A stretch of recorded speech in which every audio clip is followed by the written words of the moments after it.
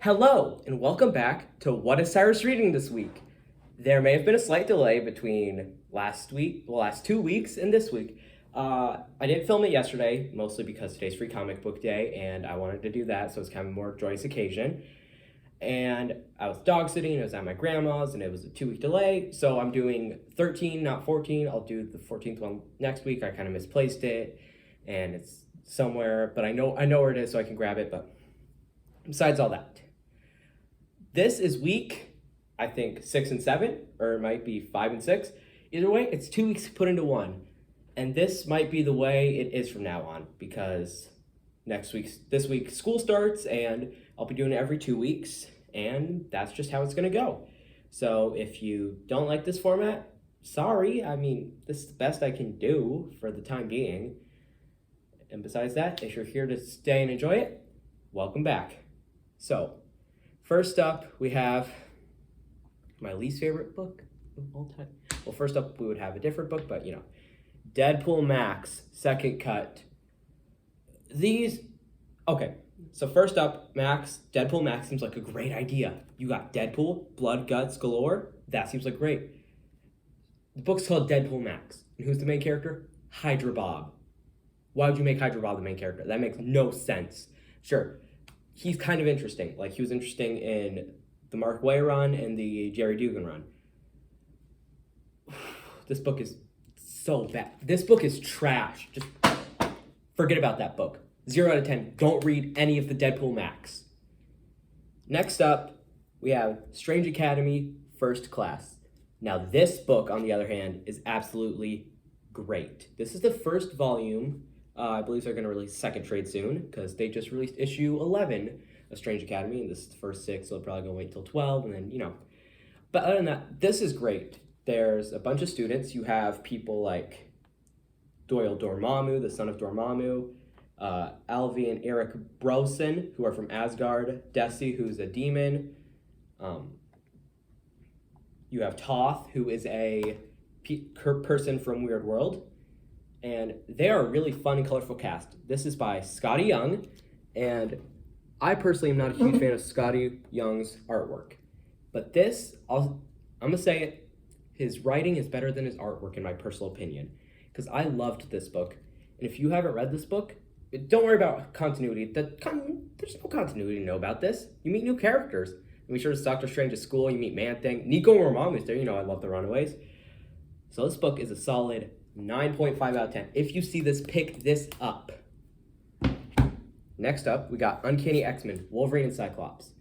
Don't be misled that it says Volume 1 here. This is actually Volume 2, because the first one was Uncanny XMen Disassembled. And that one had 10 issues in it. These were double-sized issues. But that's off the point.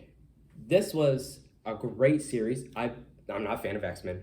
I haven't said that.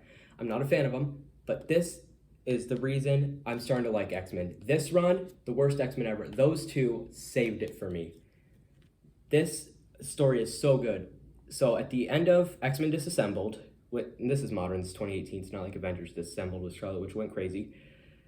The end of this one, or the end of the first one, the X-Men died. It looked like the X-Men died, all of them. But now Wolverine and Cyclops are left, and they're trying to figure out what's going on. And they form a new team of the X-Men, they meet new people, and it's just a really fun adventure. It gets a little wordy at some points, but what story doesn't get wordy that doesn't have a great story along with it? And for this, I give it a solid 8 out of 10. Next up, we got Batman 66, Volume 6. I didn't read any of the previous Batman 66. I couldn't find any of them. I would love to read them, though. But this one is essentially a short story book, as you can see. And we've got The Short Halloween, The Grovey Grave of Solomon Grundy, The Final Form, Diamond Disaster, Night of the Harley Quinn, Bad Men, Poison Ivy's Deadly Kiss, Bane Enters the Ring, Scarecrow Comes to Town, Hawk Hunt the Croc Down, Parker Breaks Out, Catwoman Comes About, and Main Title. And those, if you've heard the character's name in the title, it probably means it's their first appearance in the 66 universe. Like Harley Quinn, Bane, I think Clayface's first appearance in here. Solomon Grundy, of course. And this book is full of what made Batman 66 so fun. The campiness, the just bounce off the walls, dramatic things. That's what made that book so fun. So I'm glad they have it here. This book, read it, read it, read it. You don't even need to pick any of the other ones up. Just pick this one up and you're good to go. So I give this a 10 out of 10. Pick this up if you find it. Next up, we got Generation X Natural Selection. So this was the Generation X from about, what year was this? This one, they just moved back to Central Park. It was 2017.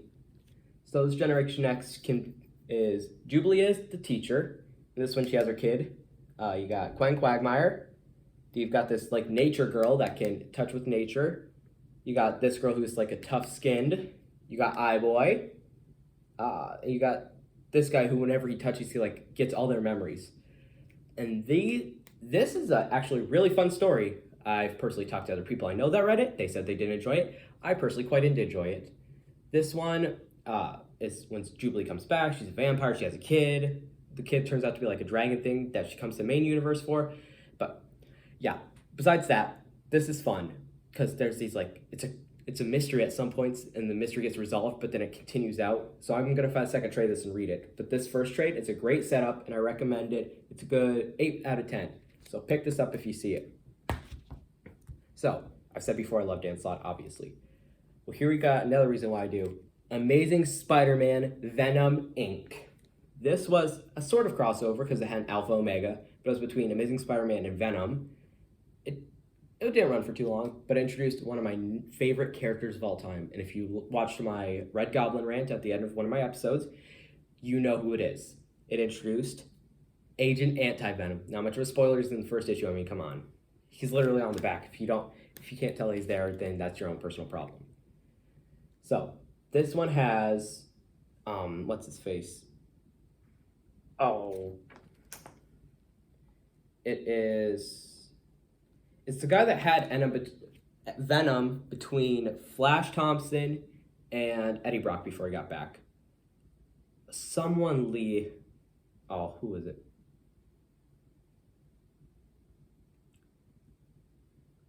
I don't remember. But he becomes Maniac, and he's infecting every crime boss, and he's making one big crime thing, and he becomes like a giant monster at some points. This story is really fun. It's Dan Slott. You can't expect this to be bad. It's Dan Slott. Even at his worst, Dan Slott was better than Nick Spencer and Straczynski combined. That's why Dan Slott's the best author, and if you find any of his work, any of it, pick it up and read it immediately, especially Spider-Man. 10 out of 10. Pick it up. Next up, we got one of my favorite DCs, Green Lanterns. This one is the Green Lanterns Volume 3. There was, I believe, 9 of them. Yes, there's 9 volumes of Green Lanterns. This one has, as you can see, what's his name? Dr. Polaris on the front. Then it also has a team up between Batman and them. It has Jessica Cruz, like, another one of her anxiety stories. Those are kind of filler, but they're also fun to read. Well, not fun for her, but, You've got a bunch of other ones. You've got Val Thune's backstory, the first Lantern. He plays a big part in Green Lanterns. And the Green Lanterns in general is just such a great series. That's why I recommend, if you have to read in order. I mean, I read 2 before 1, but and I'm missing quite a few to read. But besides that, if you see these, pick these up and read them. These are another 10 out of 10, the whole series. Speaking of the whole series, we got number 4, The First Ring. Now this one involves them going back to the home planet, who at this point is another Green Lantern that's actually a planet. It's a little confusing at the point. So they go for training because Jessica Cruz was never trained and Simon Baz goes for advanced training. And then they get sent on a mission to help one of the Guardians. And if you know what the Phantom Lantern is, then you know that that Guardian is Val Thume in disguise. So Val Thume tricks him, hurts him, and that's essentially just the story. So, I mean, still pick it up and read it. Come on. It's a shorter one, as you can see. If you compare it to the last one, that's quite a big size difference. I mean, but still read it. These ones are so good. Another 10 out of 10. Just read Green Lanterns. It's the best. So that was volume 4, and I read volume 7 a few weeks ago before this started. So I'm missing 5 and 6, so I've never read those. But no, next, we got number 8, Ghosts of the Past. So this one follows a girl named Singularity Jane. The Green Lanterns track her down. Green Lanterns being Jessica Cruz and Simon Boz. And she makes a deal with Jessica Cruz where she can relive her past memories. So you find out about Jessica's past and her trauma of what she had to deal with. And this story throws you for a loop for what you think you know about these characters. This one is a 10 out of 10. Always read Green Lanterns. You see Green Lanterns, you need that S. You need that S for Green Lanterns. But if you see it, you pick that up and read it. Yeah, you specifically, that person right there. You right there. All right, next up we got Green Lanterns number 9, Evil's Might. So this one is the finale of Green Lanterns. And I'm be honest, I picked it up, I read it, it's a fitting end for Green Lanterns. You have the rings telling people who to trust and who not to trust. You got people not trusting each other. You got partners falling apart because of it. The big bad's on the back, and I'm not going to reveal the big bad because that's major spoilery. So if you ever find this one to read, don't look at the back because it has the big villain. But it's a good mystery at some points. And I mean, when the big bad does reveal itself, you're a little like, come on, you again? It's not Sinestro, don't worry. It's definitely not Sinestro. Sinestro at this point had joined the Green Lantern Corps, and it was, yeah. But this story is a fitting end to Green Lanterns, and I love that series. This is an 11 out of 10. Pick these up. Pick all Green Lanterns up. All right. Next up, we got King Deadpool. So this first one, Deadpool gets hired to kill the king of the monsters. He kills the king of the monsters. Monster rule is you kill it, you become him. Okay, I mean, sure. Deadpool's a vain character. Well, not vain, but he can be kind of like in his head a lot and be kind of self-sufficient. Not self-sufficient, like constantly wants to be himself and no one else around him matters, except when he has his daughter, Jerry Dugan. Love that run. But this is the first 6 issues of it. It's really wordy at some points. Like, this felt like it took forever to read. I just kept reading and reading. And Alyssa Bloodstone's there, and then Kraven's Last Son from Spider-Man Hunted by Nick Spencer. Don't worry, it's not worth reading. Comes, and then they have something, and then blah, blah, blah. But he has a Knights of the Round Table. It's just a lot. They try and do a lot in 6 issues, and it just doesn't feel like it works. So this one's like a 6 out of 10, maybe pick it up. But King Deadpool number 2, on the other hand, hoo boy, this one is great. This one, it's because small spoilers for the last one. At the end of that one, Alyssa Bloodstone reveals she is dying because of the bloodstone she has in her hand, which is this super powerful artifact that she got from her grandfather. This one, you learn why. There are these things they're called bone beasts, and what they do is they feed on the bones of humans. So they deal with those, and in the last issue, these are the only 2 volumes of King Deadpool. After that, the series ended. So it goes up to issue 11, and issue 12 is a King in Black tie-in, and that's how it ends.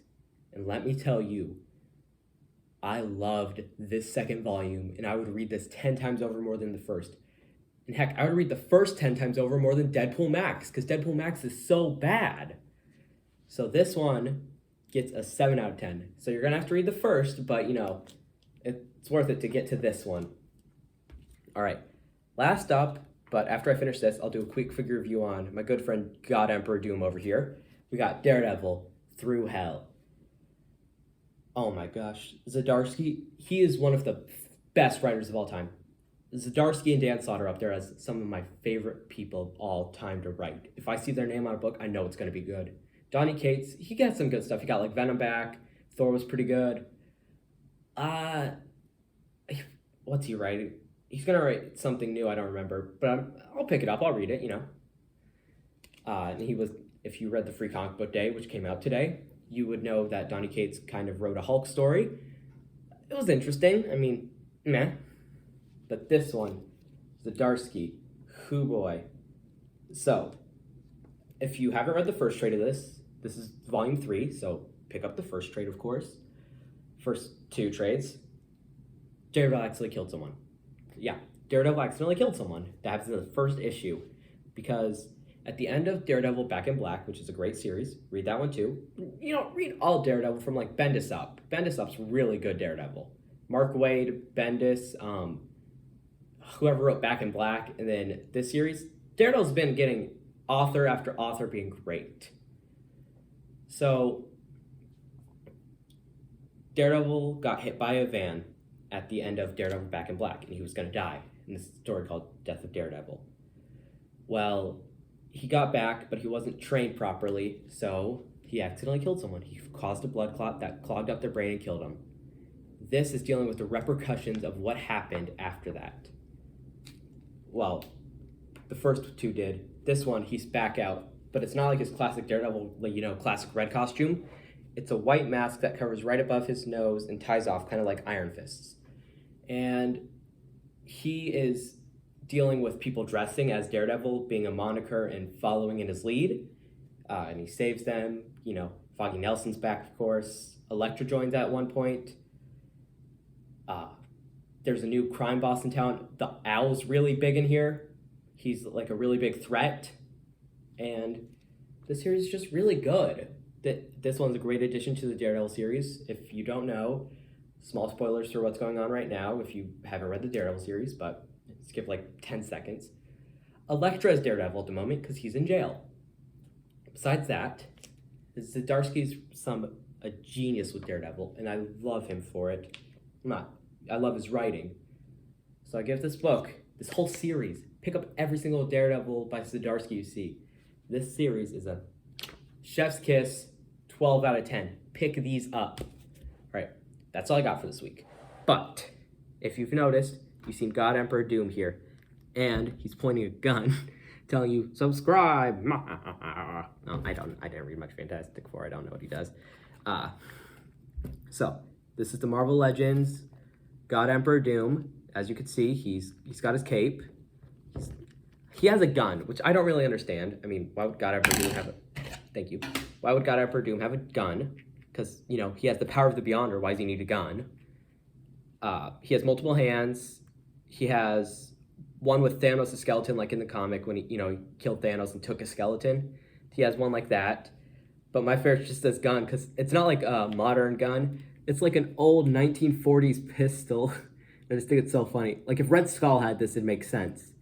But you got it to God Emperor Doom. That's just so funny. He's about $20 MSRP, normal price for these figures. But he is a really good sculpt. He feels really nice to pose. So I give him a good, pick him up if you see him. If you like it, if you like God Emperor Doom.